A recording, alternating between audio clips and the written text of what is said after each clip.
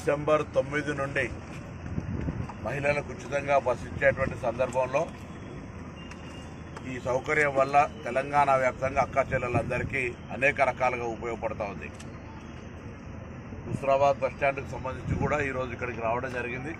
ప్రయాణికులను యోగక్షేమాలు అడిగినప్పుడు వాళ్ళంతా కూడా సంతోషంగా అన్ని రకాల సర్వీసెస్ ఉపయోగించుకుంటామని చెప్పినారు. కొంత ఆర్టీసీ నా కుటుంబ సభ్యులు ఆర్టీసీ మంత్రిగా వాళ్ళ యొక్క యోగక్షేమాలు అడిగినప్పుడు కూడా కొంత మహిళలకు సంబంధించి 50 సంవత్సరాల పైబడ్డటువంటి వాళ్ళకు కొంత స్పెషల్ ఆపర్చునిటీలకు సంబంధించి కొంత చెప్తా ఉన్నారు.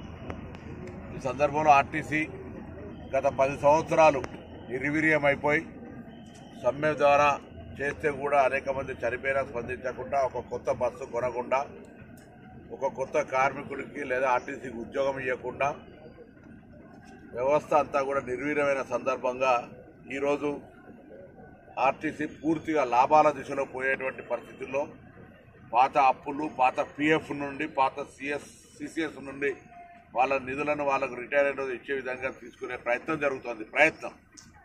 ఇటువంటి సందర్భంలో కొంత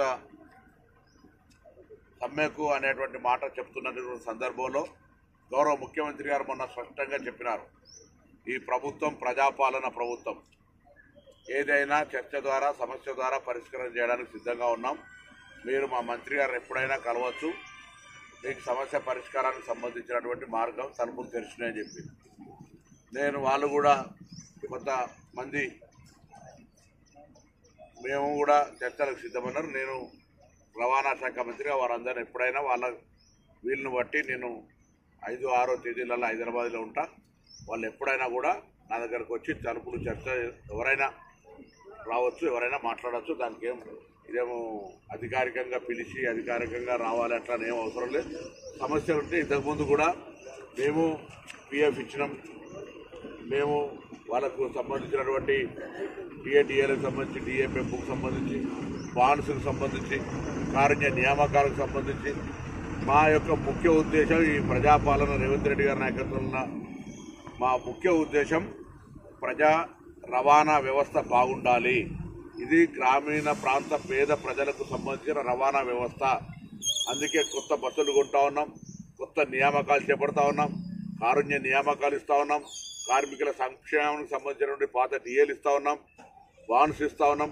అన్ని రకాల అంశాలను పరిష్కరిస్తాం. ఇంకేమైనా మిగిలి ఉంటే కూడా అవన్నీ సంస్థ పరంగా ఇవ్వడానికి సంబంధిత మంత్రిగా మేము సిద్ధం. మా ముఖ్య ఉద్దేశం కూడా 3 ఉద్దేశాల మీద సంస్థ నడుస్తూ ఉంది. 1 సంస్థ పరిరక్షణ, 2 కార్మికుల సంక్షేమము, 3 ప్రయాణికుల సౌకర్యం. ఈ 3 విషయానికి వచ్చేటప్పటికీ ఎక్కడ కూడా మేము అనుకోకుండా అన్ని రకాల చర్యలు తీసుకుంటా ఉన్నాం. కాబట్టి మరొకసారి ముఖ్యమంత్రి గారి మాట ప్రకారంగా కార్మికులు ఎవరు వచ్చినా వారి సమస్యలు ఏమున్నా ఇప్పుడనే కాదు ఎప్పుడైనా పరిష్కరించడానికి సిద్ధం.